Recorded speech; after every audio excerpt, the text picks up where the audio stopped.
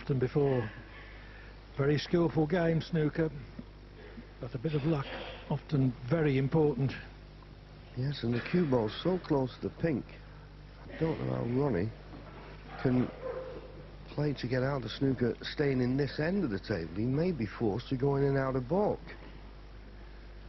And if he goes in and out of baulk, I don't see how he can hope to get this safe.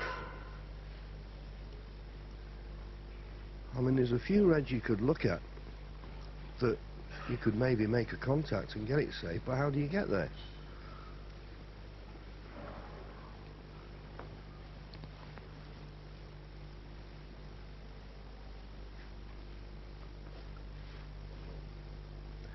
Those are two reds. You could think, right, well, if you could make contact with them, you'd leave it in a safe position. But how he gets there, it's difficult to say.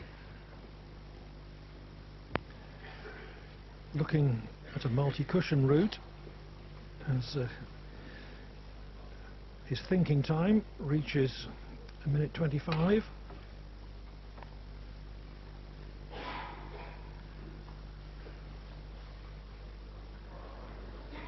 Foul and a miss. John Higgins 4.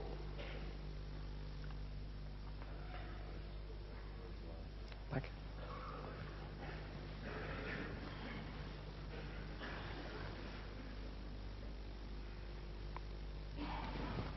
I think that's what Ronnie was looking at. I think those are the lines. But he needs to get to the fourth cushion. Okay, Ronnie. Sort of middle of it to be able to come off and off the top cushion. I think that's what he was looking for. The problem is, he's so many, not so many balls to avoid, but the yellow is the main ball he's got to avoid. That's probably why he's come a little bit narrow.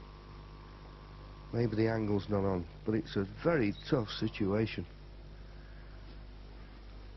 We thought it was lucky at the time when he crept up behind the pink. It's looking very fortuitous at the moment for John Higgins.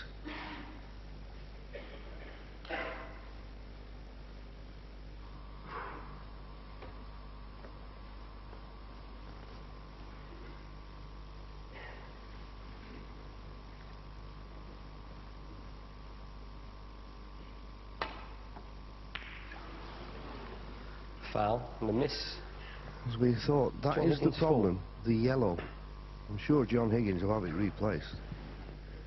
He'll want to be closer to the reds when he decides to take the next shot. But as I say, that yellow's in the way. Don't know if Ronnie can come off the cushion and maybe get inside the yellow and brown. Maybe that's a possibility, but there's no easy way out of this. I mean, I'd even suggest coming off the top cushion, baulk cushion down, but the green's in the way of that shot to get to the one near the right corner. Well, he's got a great snooker brain. It's working overtime at the moment.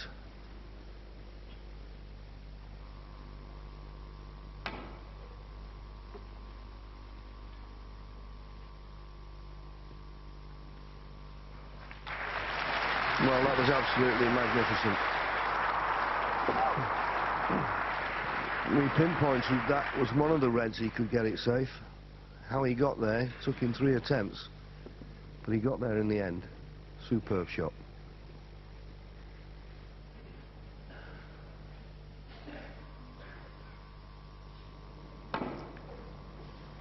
Two cushions, 3, just missing the blue.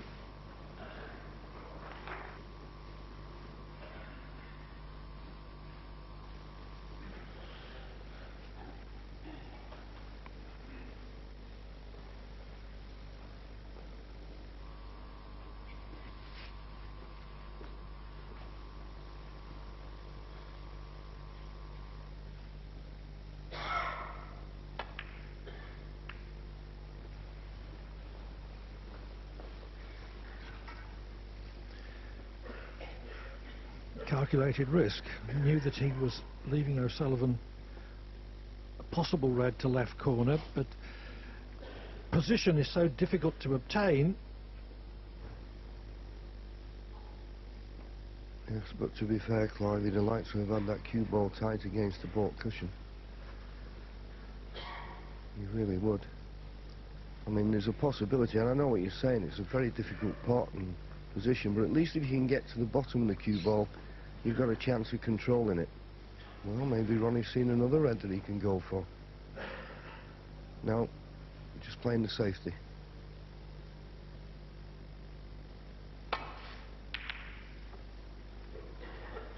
And played it well. Played it very well. Super safety shot there from Ronnie. It's quite funny, you know, nobody likes being reminded of remarks they made, but we're talking about 10 years ago when they last met in the Masters final. I remember round about that time, you know, when Steve Davis was asked his opinion of the two players, and he said, if I had to have my life on any of them, I'd have my life on Higgins. I don't think that applies to Ronnie now. He's become an all-round player, as John Higgins was probably a little bit earlier. Yes, and I think O'Sullivan's approach is different now. He's more mature as a match player, not so volatile, not so mercurial. Very tough competitor.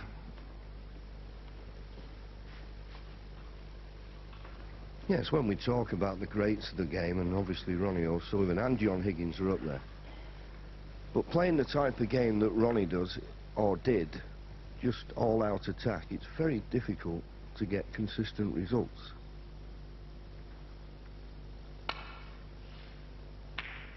Oh, good pot from John Higgins. But just a footnote to that line, just to finish it off.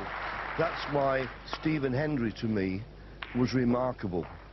He never changed his game. He played an attacking game all the way through and still got those results. That's why, to me, he's still the one man who you'd have to say is probably the best player who ever picked up a cue. Just the nature of the way he played the game. And of course, the only true test at the end of a player's career is what he's won.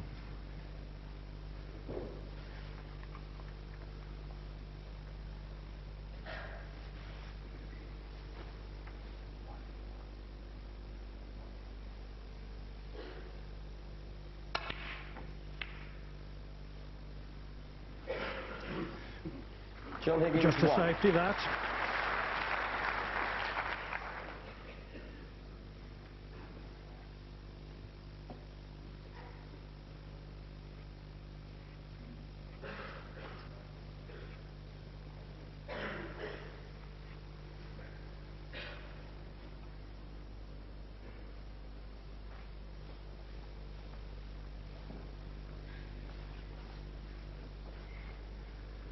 Well, Ronnie coming down, having a look at this, it's probably a little bit surprising to this packed audience that it's so tactical. But I think most of us in the game, I think John Parrott mentioned it early on, there's going to be these tactical exchanges which are going to be very important as to who gets the first good chance, because we know the way both players have played this week. One chance, and that could be the frame winner.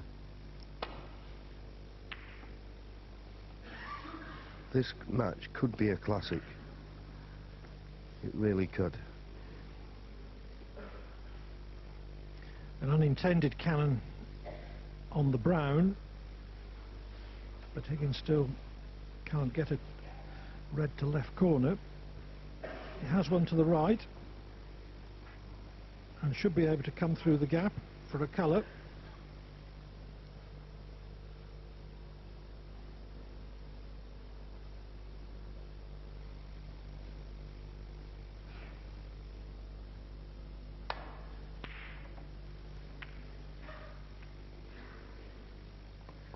That was half a chance. At this level, with these two players, John will be a little bit disappointed he didn't knock that red in.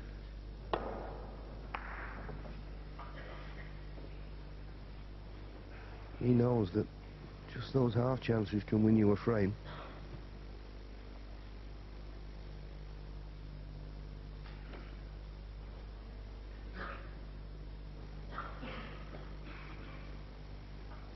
I'm not quite certain what Ronnie's thinking of playing here.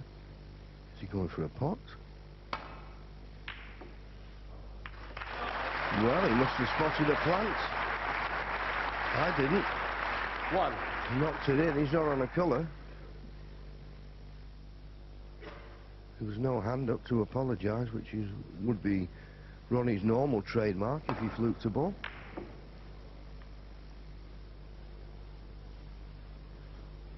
Yes, those two reds were pretty close together, so I'm pretty sure that plant was intentional.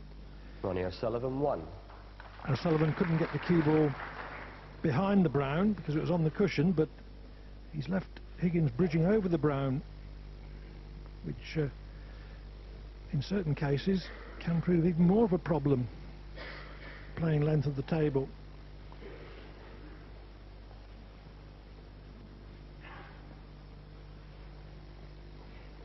The so-called Chinese snooker.